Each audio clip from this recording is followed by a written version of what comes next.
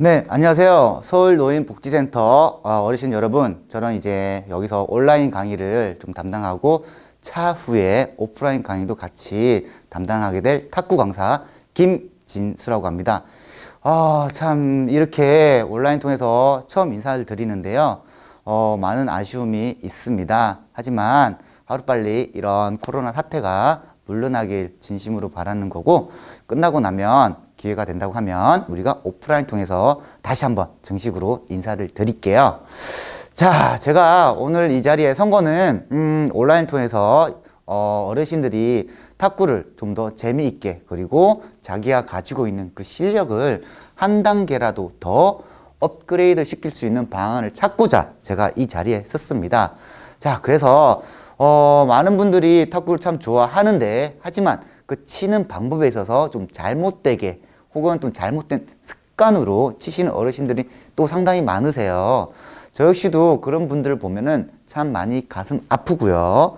얘기를 좀 해주고 싶은데, 솔직히 습관이 있기 때문에 잘 고쳐지지는 않습니다. 네, 그래서 그런 분들을 제가 좀 온라인 통해서 한번 어떤 부분이 잘못되고 또 어떠한 부분이 잘 되고 있는지 대해서 한번 설명을 드리고자 합니다.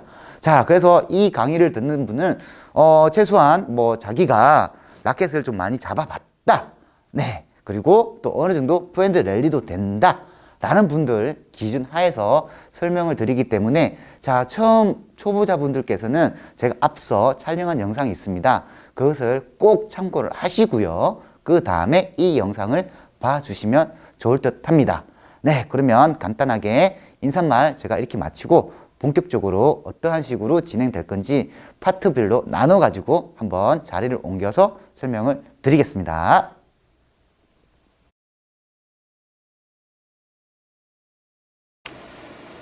네, 자리를 잠시 옮겼습니다. 자, 제 앞에 탁구대가 있고요. 네트가 있습니다. 저는 오른손에 탁구 라켓을 쥐고 있습니다. 자, 이런 상황에서 제가 중급반, 그리고 약간 라켓을 잡아 보신 분들 한해서 설명을 좀 드릴게요. 일단 그 파트 1에서는 잘못된 라켓 파지법을 수정하는 방법을 한번 배워보겠습니다. 올바른 라켓 파지법 잡기 한번 어떻게 되냐면, 어떤 분들은 자기 편하다고 해서 이렇게 잡는 부분이 있어요. 여기 손잡이라고 할 수가 있는데 절대 이런 식으로 잡으시면 안 되고요. 또 어떤 분은 편하다고 해서 엄지와 검지를 또 이런 식으로 또 잡는 분도 있습니다. 예, 역시 이것도 잘못된 방법이고, 뭐 가지각색이 있어요. 이렇게 또 잡으신 분도 있고, 또 어떤 분은 이렇게 두 손가락으로 해가지고 잡는 분도 있고요. 진짜 이렇게 습관이 돼가지고 스트로크를 진짜 잘 치시는 분들이 많으세요. 하지만 올바른 표현은 아닙니다. 자, 라켓을 잡는 거에 대해서 정확한 답은 없습니다. 자기 편한 대로 잡으시면 되는데요. 하지만 이렇게 잡으면 단점이 많죠. 왜냐면 공을 이렇게 랠리를 하다 보면 면적에 자기의 손가락이 올라가기 때문에 면적이 줄어요. 그래서 정확하게 임팩트를 해서 넘기기 힘들다는 거죠. 그래서 올바른 라켓 파지법을 한번 간단하게 짚고 넘어갈게요. 자, 엄지와 검지를 두 손가락, 여기 목덜미라고 그러는데, 여기 목덜미를 딱 정확하게 파지를 하신 후에 세 손가락을 손잡이로 잡으시면 됩니다. 자, 자세한 내용은 제가 앞서 초급반에서 한번 설명을 드렸고요. 그런 부분 좀 더 참고하시면 될 것 같습니다. 자, 그래서 포인트는 이겁니다. 엄지와 검지를 목덜미로 좀 꽉 집어주시고요. 세 손가락을 살짝 포개시는 겁니다. 자, 이렇게 잡아야지만 올바른 표현이라고 할 수가 있습니다. 올바른 라켓 파지법이라고 할 수가 있고요. 그리고 검지를 역시 이렇게 하는 게 아니라 옆으로 해야지만 면적이 넓어서 정확한 백핸드 쇼트라든가 백드라이브라든가 이런 부분을 할 수가 있습니다. 자, 이게 잡으셔야지만 정확한 라켓 파지법이라고 할 수가 있습니다. 자, 그 다음으로, 자, 두 번째가 뭐냐면, 스트로크를 하는 데 있어서 공이 이렇게 앞으로 와요. 그죠? 상대방이 치는 공이 앞으로 오기 때문에 어떤 분들은 이렇게 계속 습관적으로 이렇게 미는 게 있어요. 이렇게. 하지만 이거는 또 잘못된 겁니다. 물론 이렇게 치다 보면은 랠리는 되겠죠. 랠리는 되는데 가장 큰 아쉬운 게 뭐냐면 실력이 올라가지 않습니다. 이렇게 계속 치다 보면은 실력이 절대 안 올라가요. 그래서 어떻게 쳐야 되냐면 앞으로 치는 게 아니라 위에서 좌우로 가는 느낌으로 치셔야 됩니다. 자, 왜 그럴까요? 예, 어떤 분들은 뭐 이렇게 뭐 치라고 하시는 분들이 있습니다. 네, 그런 분들 틀린 말은 아니에요. 왜냐면 상대 코트에 넘길 수는 있기 때문에 이렇게 치해도 상관없습니다. 넘기기만 하면 되니까요. 하지만 좀 더 정확한 표현을 좀 말씀을 드리면, 자, 라켓을 파지한 상태에서 위에서 좀 위에서 좌로 가고 있습니다. 왜냐면 위에서 좌로 가야지만 임팩트가 있기 때문에 그렇습니다. 자, 앞으로 치면은 임팩트가 안 돼요. 아무리 세게 쳐도 힘이 안 들어가요. 하지만 위에서 좌로 하면은 스윙이 옆으로 이렇게 가기 때문에 정확한 임팩트가 돼가지고 공을 좀 더 세게 보낼 수가 있습니다. 네, 물론 세게 보내는 만큼 또 실수확률이 높지만, 하지만 스트로크 기본을 좀 얘기하면 약간 느낌은 위에서 좌로 간다는 느낌을 가지셔야 된다는 거죠.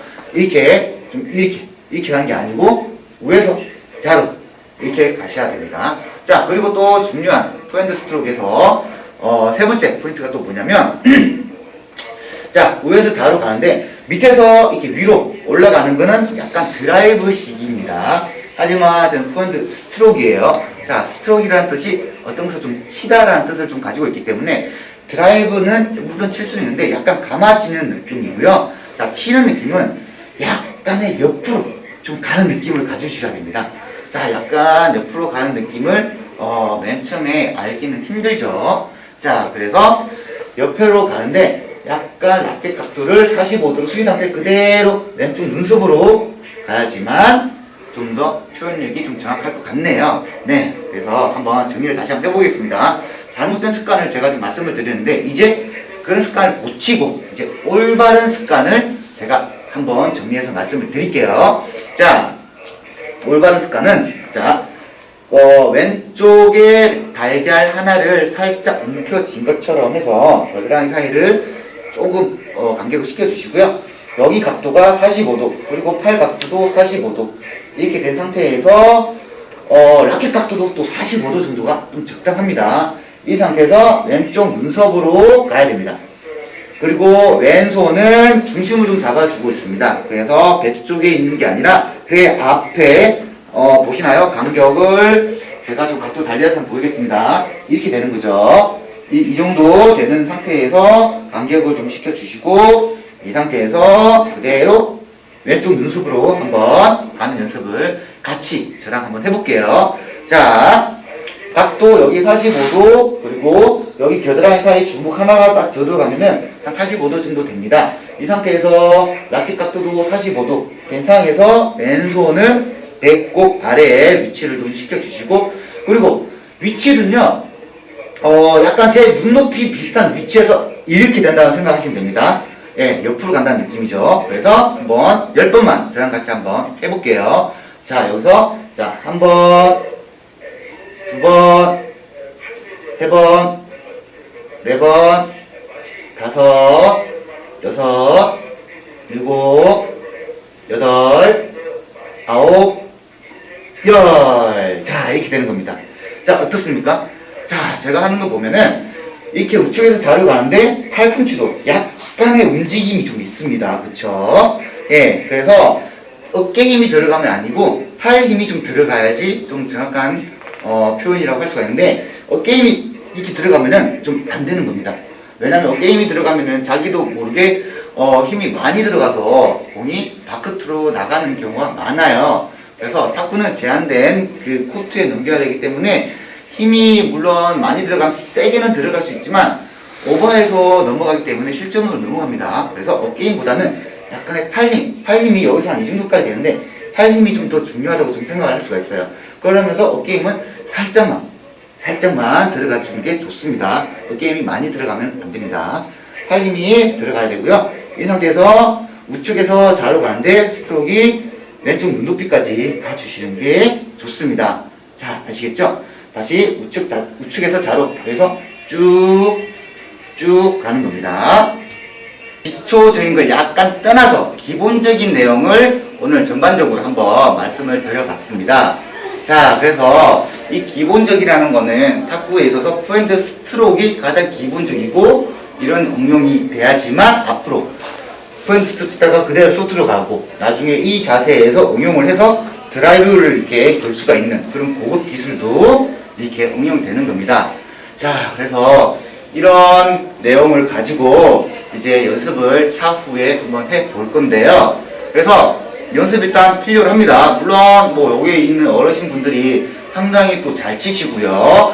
여기 또 복지관 내에 있는 또 구장 내에 탁구장도 마련이 잘 되어 있어서 운동 칠 수 있는 환경 효과는 상당히 좋은 것 같습니다. 여기서 운동을 하시면 진짜 서로서로 시너지 효과도 발생되고 또 서로서로 경쟁을 하다 보면은 자기도 모르게 실력이 향상됨을 느낄 수 있을 거예요. 자, 그 중요하기에 앞서 탁구에 대해서 재미를 느껴야 되고 또 재미에 앞서서 올바른 자세가 자기 몸에 배어 있어야지만 현재 실력보다 더 높게 갈 수가 있다는 걸 꼭 명심하셔야 될 것 같습니다. 자, 그렇습니다. 이 탁구는 비가 오나 눈이 오나 언제든지 실내에서 할 수 있는 운동이기 때문에 남녀노소 즐길 수가 있는 가장 좋은 스포츠라고 생각을 합니다. 제가 뭐 강사라고 해서 이런 얘기를 드리는 게 아니라 뭐 사실이 그런 것 같습니다. 부상 위험도 없고요. 앞서 얘기했듯이 여성이 남성을 이길 수가 있습니다. 왜? 힘이 절대 필요하지 않기 때문에요. 그렇기 때문에 저는 그 어떤 스포츠보다도 성별 차별이 없는 가장 공평한 스포츠가 바로 이 탁구라고 저는 생각을 합니다. 그래서 이런 탁구를 저도 이렇게 지도하게 돼서 상당한 영광을 가지고 있고 자부심도 가지고 있습니다. 제가 가진 열정을 이런 어르신들한테 꼭 보여드릴 테니까요. 절대 뭐 보기 힘들다고 포기하지 마시고 천천히 따라와 주시길 바라고 이 영상 밑에 댓글이 있습니다. 그 댓글을 달아주시면요. 저 역시 바로바로 피드백을 드릴 수가 있습니다. 그래서 많은 분들이 궁금한 거나 이런 거 있으면 복지관 여기 문의하시거나 댓글을 달아주시면 제가 확인해서 바로 답변을 드리도록 하겠습니다. 네, 어떠신가요? 탁구 보기만 해도 뭐 재미가 있다는 걸 물론 아시겠지만 네, 더욱더 재미있게 한번 마련을 한번 해보고 싶습니다. 진짜 아쉽습니다. 빨리 이런 사태 끝나서 우리가 하루빨리 직접 대면할 수 있는 그런 자리가 있었으면 좋겠습니다. 그러면 우리가 다음에 또 만나도록 하겠습니다. 네, 감사합니다.